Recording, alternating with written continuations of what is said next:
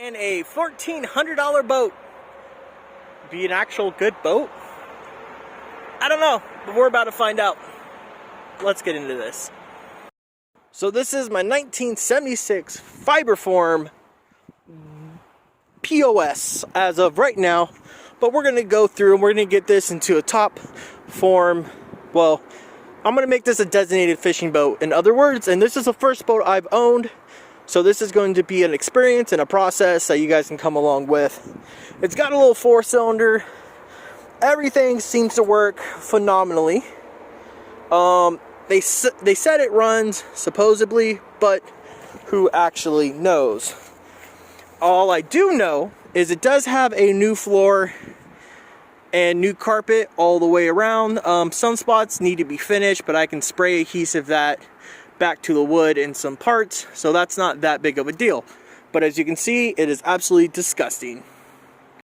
And of course, by disgusting, I mean they left it underneath a tree all spring and most of summer without a cover on it, which is fine. There's no rain damage or anything. There's no wood damage. It just needs to be cleaned out very, very badly, and the back gone through. And there's some cracks that I'm going to need to fix and refiberglass. That's not a problem. I have plenty of projects that I've done a lot of mechanical work to, so mechanically inclined, yes. Do I know how to specifically work on boats? No. But an overall for $1,400, I think we can make this into a really nice fishing boat. But let's get all this cleaned up.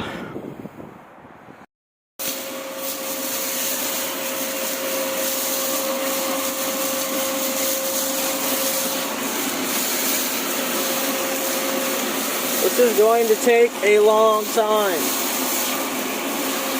A very long time. So we got the two options. The Dirt Devil. This thing's just can't really. It's okay, it works okay. But we took the seats out, which are on the flatbed. But I noticed all this stuff is over the dash, and the dash is perfectly fine.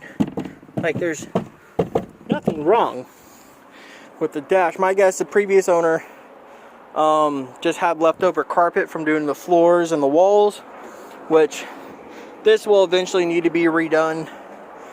It works for right now.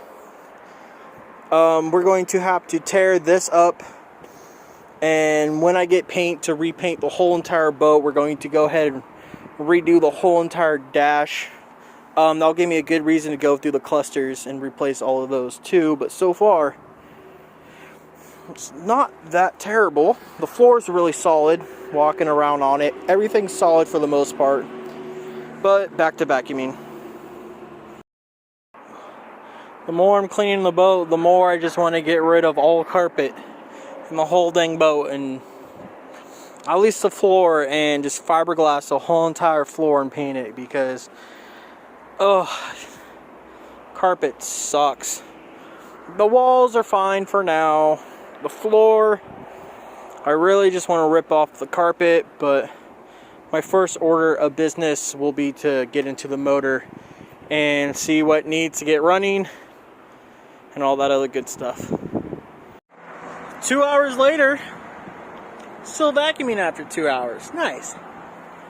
But it is looking a lot better. Still wanting to paint that. Once I'm done vacuuming, I'll get a list of everything I need and then start this project. Let's go. So the piece of wood is just destroyed right there, so guessing it's because of the way they built this. It just slams down, so I'm gonna have to fix that. But look how easy it is to replace everything back here, and it's super clean, so it actually might run. So if it does run, there's nothing seriously wrong with it. I mean, it'd be a good investment for $1,400 so far. So this is the only damage on there, but I can take that piece of wood off, put a thicker, newer piece, screw it all in, and then I'm just going to refiberglass that. You won't see that anyways because this goes over the top of it. So my guess is someone stepped on there and just destroyed the wood. I mean, it looks like the original wood from the 70s, so. But yeah, it's getting pretty dang clean. I just have to do where that is, but so far so good. So one of the problems, I have the battery charger right now. One of the problems, they were saying the tilt motor is blown. Like, I'm gonna need a new tilt motor. But I backtraced the wiring, and it's not the motor that's broken, it's this that's broken. It literally does nothing at all. So what I did to confirm that is actually turn the boat on, let it charge for a little bit, unplug that, and use the spare wire, and actually hooked it up, and it actually moves up and down and moves side to side to everything. So all that works perfectly fine. So it turns out it was just the wiring and not that. Then we went ahead and replaced the lower gear unit. This is just what they had at O'Reilly's right now, but it was, you could see how much oil was in there. So it was rebuilt. They said all this was rebuilt, but they never put any oil in it. So that kind of checks out for now. We went ahead and did the plug underneath the oil vent and put all new fluids in the back. So this is good to go. Next step will be to get the battery charge, go through the carburetor, and do an oil change on here. But that, I guess, will be in episode 2. But overall, got it all nice and clean on the inside. And then I just got to clean these up and throw it back in. But you guys can see that in part 2 or episode 2. But yeah. So far, total cost is $1,430 or $1,430.